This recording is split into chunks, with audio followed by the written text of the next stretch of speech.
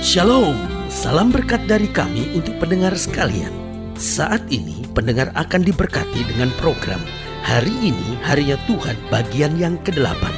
Sebuah program rohani tentang doktrin Alkitab yang menolong kita untuk semakin tertanam dalam kebenaran firman dan bertumbuh dalam kemuliaan. Bersama hambanya, Pendeta Gilbert Lumwendong, STH. Banyak orang merasa doktrin Alkitab sebagai sesuatu yang membingungkan. Tetapi tahukah saudara bahwa doktrin Alkitab intinya adalah memahami Alkitab dengan benar, dengan pemahaman yang sistematis, sehingga kita terus dapat tertanam di dalam kebenaran firman, sehingga kita terus bertumbuh di dalam kemuliaan Allah. Buka hati saudara sekalian untuk menerima berkat-berkat firman-Nya hari ini. Kejahatan dan dosa itu mahal. Kalau saudara berkata, aneh-aneh aja pendeta ini, masa kejahatan dan dosa itu mahal? Saudaraku yang kasih dalam Tuhan, saya ulangi sekali lagi pernyataan ini, bahwa kejahatan dan dosa itu mahal. Kalau saudara berkata, kenapa mahal pendeta? Yang pertama, karena dapat menguras seluruh harta milik kita. Kalau saudara berkata, bagaimana mungkin pendeta? Lihat, orang-orang jahat, orang-orang berdosa, akhirnya satu kali akan melihat kehancuran dalam hidupnya. Tidak sedikit orang yang tadinya kaya, tiba-tiba sekarang terbaring di rumah sakit, gak punya apa-apa. Makanya Alkitab berkata orang yang jahat hanya bisa menikmati kekayaan dan kejahatannya setengah dari umur hidupnya. Setelah itu hidupnya akan sengsara. Makanya sudah pelajari, orang-orang yang masa mudanya jahat, orang-orang yang masa mudanya hidup dalam dosa, di akhir hidupnya pasti sengsara. Di akhir hidupnya pasti dipermalukan. Di akhir hidupnya pasti hidup dengan penyakitan dan terjerat dengan berbagai penderitaan. Karena itu sekali lagi saya berani katakan bahwa yang namanya dosa dan kejahatan itu mahal, karena dapat menguras seluruh harta milik kita. Yang kedua saya pelajari, dosa dan kejahatan itu mahal. Kenapa?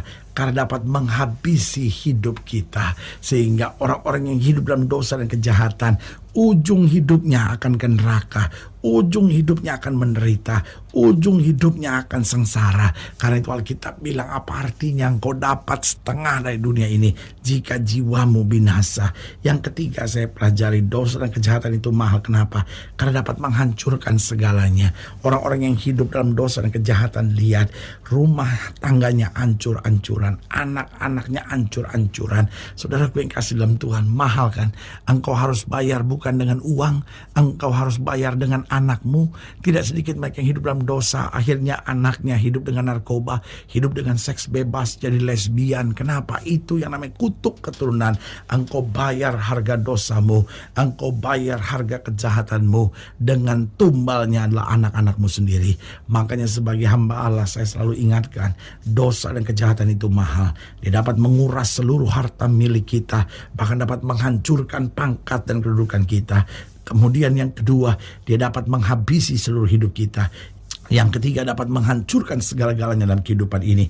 Dan yang keempat, dapat menyeret hidup kita ke neraka. Saudaraku yang kasih dalam Tuhan, semahal itu harga dosa, semahal itu harga kejahatan. Saudara, engkau nikmatnya hanya sesaat, engkau untungnya hanya sementara, engkau sukacitanya hanya selama di dunia. Tetapi harga yang kau bayar, engkau akhirnya harus mengakhiri hidupmu untuk selama-lamanya di neraka. Buat saya, ini sesuatu yang sangat bodoh. Kenapa? Karena akhirnya kita harus bayar dosa dan kejahatan kita dengan harga yang mahal. Sementara anugerah Allah, kasih karunia Tuhan, keselamatan kita dapat dengan cuma-cuma, kita tolak. Bukankah itu bodoh? Mari mulai hari ini kita mendekat kepada Allah, kita bersyukur kepadanya karena keselamatan yang sudah kita terima, dan biarlah kita hidup di dalam kebenaran, meninggalkan yang jahat dan berjalan dalam kasih karunia yang sempurna. Haleluya. Selamat datang dalam program kita Hari Ini Harinya Tuhan, sebuah program rohani yang kembali mengingatkan kepada kita betapa pentingnya kita menjadikan firman Tuhan sebagai dasar keseharian hidup kita. Karena selama kita jadikan firman Tuhan sebagai dasar keseharian hidup kita, langkah-langkah ke depan kita penuh dengan kepastian, kemenangan, berkat, mujizat, dan perkara-perkara besar. Haleluya. Dan dalam program ini kita sedang membahas tentang harga hidup yang jahat. Ini dia. Hidup yang benar itu harganya cuma-cuma. Kenapa? Karena segala sesuatu terjadi karena anugerah. Karena Kristus sudah bayar harga yang mahal buat kita di atas kayu salib. Tetapi harga hidup yang jahat itu mahal. Karena dia menyeret kita ke neraka, dia membuat hidup kita sengsara, dia membuat segala penyakit menyerang kita. Tetapi waktu kita mau bertobat, Kristus memanggil kita dengan cuma-cuma. Mari hai kamu yang letih lesu dan berbeban berat, aku akan beri kelegaan kepadamu. Haleluya. Nah, saudara yang kasih dalam Tuhan, dalam program hari ini, dalam pembahasan kita tentang harga hidup yang jahat, kita mau sama-sama belajar dari 2 Raja-Raja pasal 23. 2 Raja-Raja pasal 23, ayatnya yang ke-31. 2 Raja-Raja pasal 23 ayat 31 sampai ayat 35. Demikianlah firman Tuhan di bawah judul perikop Yoahas Raja Yehuda. Yoahas berumur 23 tahun pada waktu ia menjadi raja, dan 3 bulan lamanya ia memerintah di Yerusalem. Nama ibunya ialah Hamutal binti Yeremia dari Libna. Ia melakukan apa yang jahat di mata Tuhan, tepat seperti yang dilakukan oleh nenek moyangnya. Firaun Neko mengurung dia di Riblah di tanah Hamad supaya jangan ia memerintah di Yerusalem. Lagi Firaun membebankan kepada negeri itu denda sebesar 100 talenta perak dan 10 talenta emas. Firaun Neko mengangkat Eliakim anak Yosia menjadi raja menggantikan Yosia ayahnya dan menukar namanya dengan Yoyakim. Tetapi Yoahas di bawahnya. Yoahas tiba di Mesir dan mati di sana. Yoyakim memberi emas dan perak itu kepada Firaun, tetapi ia menarik pajak dari negeri supaya ia dapat memberi uang itu sesuai dengan titah Firaun. Ia menagih emas dan perak itu dari rakyat negeri, dan setiap orang menurut jumlah ketetapan pajaknya untuk memberikannya kepada Firaun Neko. Lihat saudaraku yang kasih dalam Tuhan, Alkitab berkata Yoahas adalah seorang raja yang jahat. Ia melakukan apa yang jahat di mata Tuhan. Dan apa yang terjadi? Ia hanya memerintah 3 bulan lamanya. Lalu apa yang terjadi? Ditahan, diambil oleh Firaun Neko, dikurung di Riblah di tanah Hamad. Dan saudaraku yang kasih dalam Tuhan, penderitaan harus dialami. Kenapa? Karena hidupnya jahat.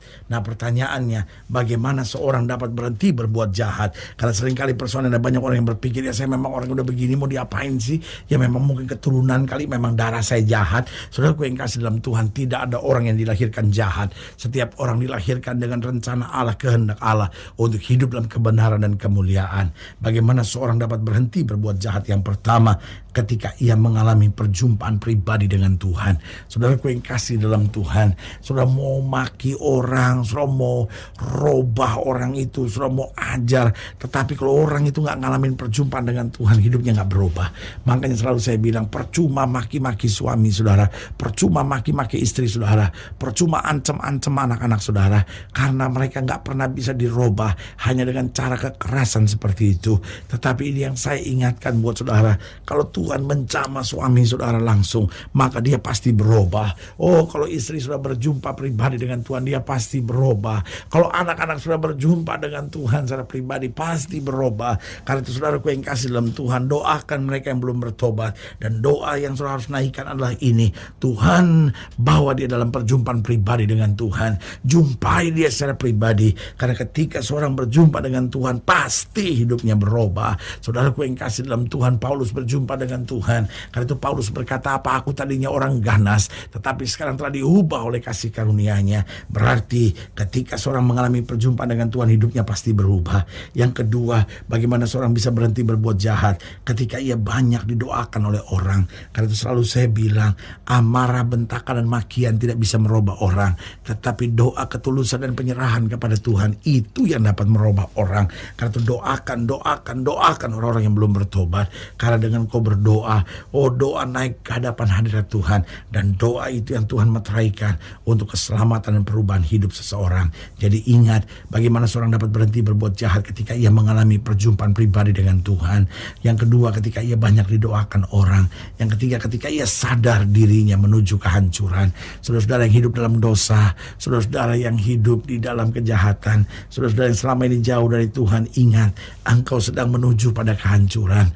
Engkau harus kembali sadar. Mungkin kau istri piaraan, mungkin kau selingkuh, mungkin kau lakukan hubungan seks sebelum nikah, mungkin kau pacaran dengan orang tidak seiman, mungkin kau korupsi, mungkin selama ini hidupmu jahat, mungkin kau pergi ke dukun-dukun. Saudaraku, jangan sampai kau menuju pada kehancuran dan akhirnya akhirnya hidupmu binasa. Sebagai hamba Allah saya mau ingatkan, cepat sadar, berbalik, dan ada anugerah bagimu. Yang keempat, bagaimana seorang dapat berhenti berbuat jahat ketika ia mengerti dunia tidak dapat membahagiakan. Karena kalau kita mau jujur, segala tawaran-tawaran dunia senang sesaat, tetapi kemudian hancurnya lebih sakit. Makanya sebagai hamba Allah saya mau ingatkan, ketika kita menyadari, wah, dunia ini kesenangannya hanya sementara, dunia tidak bisa membahagiakan, lalu kita berbalik kepada Tuhan. Di situ kita berhenti berbuat jahat, di situ kita meninggalkan dosa, di situ kita melepaskan diri dari kegelapan, dan di situ kita masuk di dalam kehendak Tuhan.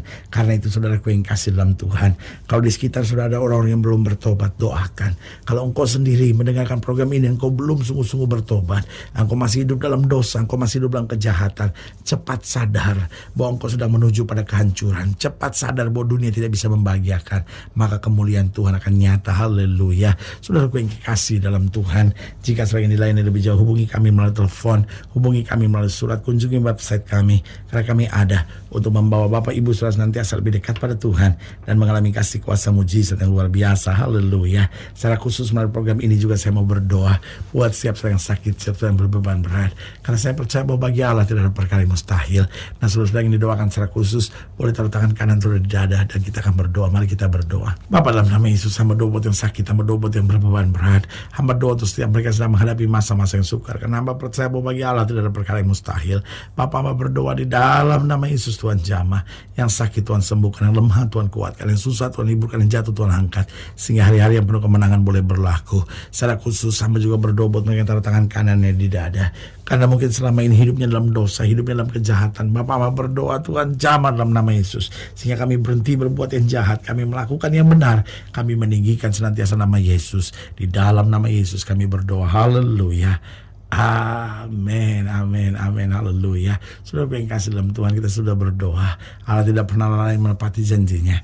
Inilah saatnya buat kita untuk bangkit, bersemangat, bersukacita dalam menghadapi segala perkara. Karena kita tahu Yesus hidup, Yesus berkuasa, dan selalu menyediakan yang terbaik buat anak-anaknya. Doa saya menyertai saudara. Sampai berjumpa pada program berikut, dan jangan lupa jadikan hari ini harinya Tuhan. Haleluya.